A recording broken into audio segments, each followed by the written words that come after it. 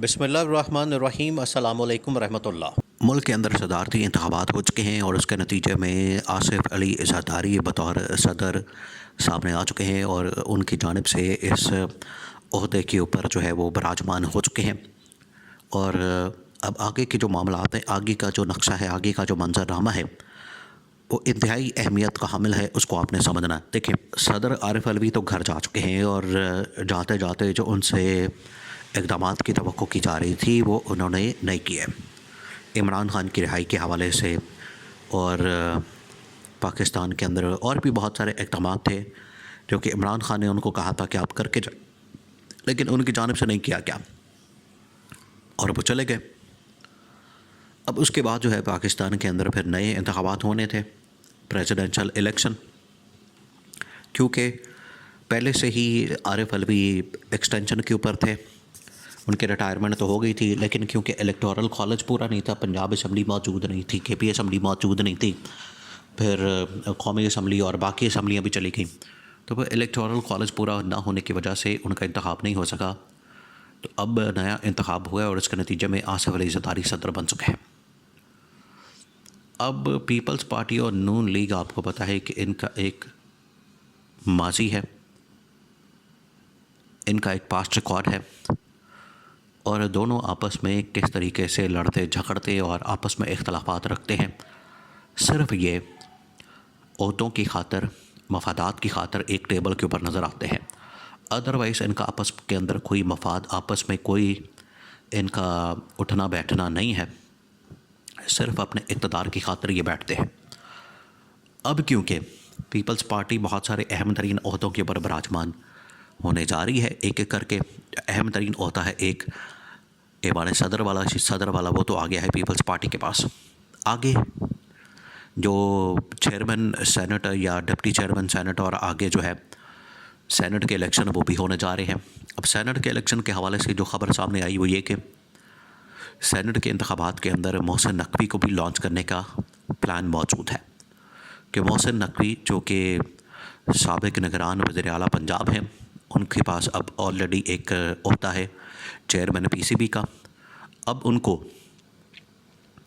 पंजाब से सेनेटर मंतखब करवाना है और वो नून लीग और पीपल्स पार्टी के मुश्तरका उम्मीदवार होंगे और उनके ऊपर क्योंकि इस्टेब्लिशमेंट का हाथ है, इस वजह से बड़ी आसानी के साथ वो मुंतखब हो जाएंगे सेनेटर।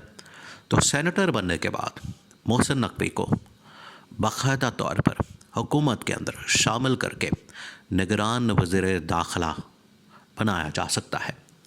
ये इंतहाई अहम तरीन ख़बर जो कि इस वक्त पूरे पाकिस्तान के अंदर सर्कुलेट कर रही है। तो कुछ अहम तरीन जो नशस्तें, पोस्टें और इस हवाले से होते हैं, तो इस्टेब्लिशमेंट ने अपने बंदे रखना शुरू कर दिए, उनके हवाले से प्लान आना शुरू हो गया है।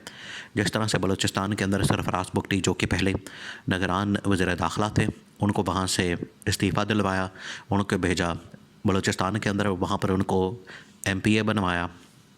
MPA बनवाने के बाद उनको पीपल्स पार्टी के अंदर शामिल करवाया और वहाँ से उनको चीफ़ मिनिस्टर बलूचिस्तान लगा दिया।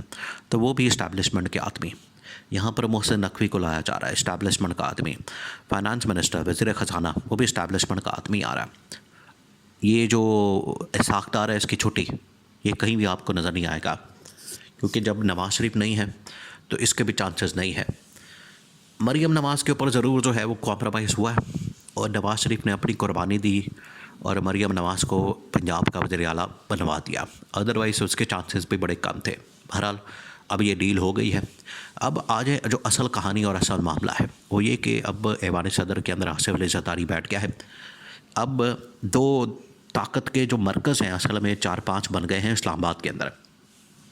एक जो ताकत का मरकज़ है वो अब बन गया है ऐवान सदर, यानी कि पीपल्स पार्टी का गढ़। वहाँ से पीपल्स पार्टी सबसे बड़ी जमात जो इस वक्त बन गई है, उसने चलना है ओहदों के हिसाब से।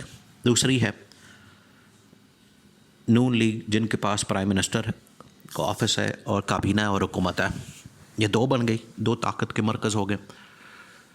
तीसरा जो ताकत का मरकज़ है इस्लामाबाद के अंदर वो है सुप्रीम कोर्ट ऑफ पाकिस्तान। चौथा और पांचवा जो दो और ताकत के मरकज़ हैं वो हैं पिंडी में मौजूद एक है जनरल हेडक्वार्टर्स यानी कि GHQ इस्टेब्लिशमेंट फ़ौज, और पांचवा जो ताकत का मरकज़ है वो इस वक्त मौजूद है अदियाला जेल के अंदर यानी कि इमरान खान। तो ये 5 ताकत के मरकज़ बन चुके हैं, सेंटर बन चुके हैं, जिनके दरमियान अब ये सारी पावर की रस्साकशी शुरू हो चुकी है। अब इसके अंदर एक मौलाना फजलुर रहमान भी हैं, उनको भी आपने नहीं बोलना। उनके पास भी थोड़ी बहुत ताकत है, उनके पास मदरसों की पावर है जिनको वो अक्सर इस्तेमाल करते हैं, और उनकी जानिब से बाकायदा धमकी भी आ चुकी है कि रमज़ान के बाद उन्होंने तहरीक का ऐलान कर दिया है, तहरीक चलानी है। अब इमरान खान और बाकी तमाम जमातें जो कि अपोजिशन के अंदर बैठी हैं वो इस हवाले से तहरीक चलाने के इरादा रखते हैं, और ये जो ऐवान सदर है ये आसिफ अली ज़रदारी के पास चला गया है। अब शहबाज शरीफ के लिए ख़तरे की तलवार लटक चुकी है, क्योंकि अगर शहबाज शरीफ कोई भी हैंकी बैंकी करता है, 2 नंबरी करता है, पीपल्स पार्टी के डिमांड्स को पूरा नहीं करता, उनकी बात को नहीं मानता, तो 2 मिनट नहीं लगाने आसिफ अली ज़रदारी ने हुकूमत भड़का के वो मारनी है। और हुकूमत जो है अब असल में जो ये पीपल्स पार्टी है उनके हाथ में चली गई है। पीपल्स पार्टी के पास इक़्तिदार चला गया है, क्योंकि जो हुकूमत है, हुकूमत के अंदर तो असल में सारे इस्टेब्लिशमेंट के लोग हैं। एक एक जो शख्स है वो उन्होंने ख़ुद अपना लगवाया। इवन कि ये जो शहबाज शरीफ है ये भी आपको लगता बज़ाहिर नून लीग का है, लेकिन ये कठपुतली है, ये इस्टेब्लिशमेंट का आदमी है ये भी। तो इस वजह से जो हुकूमत है वो तो बराह रास्त इस वक्त इस्टेब्लिशमेंट के कंट्रोल में है, और इमरान खान अब किसी वक्त भी ईद के बाद अपनी कैंपेन, अपना तहरीक शुरू करके वो इस हवाले से इस्लामाबाद की तरफ मार्च कर सकता है। इस्लामाबाद की तरफ इनकी जानिब से लॉन्ग मार्च हो सकता है, क्योंकि अब जो तहरीक इंसाफ के साथ किया जा रहा है, जो उनके साथ फ़ैसले किए जा रहे हैं, जिस तरह से मखसूस नशस्तों का मामला हो गया, उनको धांधली का मामला हो गया, उनके साथ इंतकामी कार्रवाई का मामला हो गया, या और जो इस तरह के मामलात हैं उनके ऊपर जिस तरीके से डील किया जा रहा है, उनको जिस तरीके से ट्रीट किया जा रहा है, उसके ऊपर जो PTI है वो तो ज़रूर बरहम है, और इस हवाले से आग बगोला है, और उनकी जानिब से एहतजाज किया जाता है ऐवानों के अंदर। लेकिन अब सड़कों पर आने को तैयार हो चुके हैं। तो आसिफ अली ज़रदारी ने भी अपनी ये तलवार लटका दी है शहबाज शरीफ के ऊपर, PTI ने भी लटका देनी है। तो ये हुकूमत अब ज़्यादा देर तक चलती नज़र नहीं आनी आपको। अब जो इक़्तिदार की असल जो पावर पॉलिटिक्स है वो अब शुरू हो जानी है, और रमज़ान क्योंकि ठंडा होना है, ठंडा मट्ठा गुजरना है रोज़ों की वजह से, ईद जैसे गुजरनी है, तो पूरे पाकिस्तान के अंदर आपको फिर दमादम मस्त कलंदर होता नज़र आना है, और फिर ये शहबाज शरीफ की हुकूमत चंद दिनों के मेहमान रहनी है, और फिर ये सारा कुछ लपेट दिया जाना है।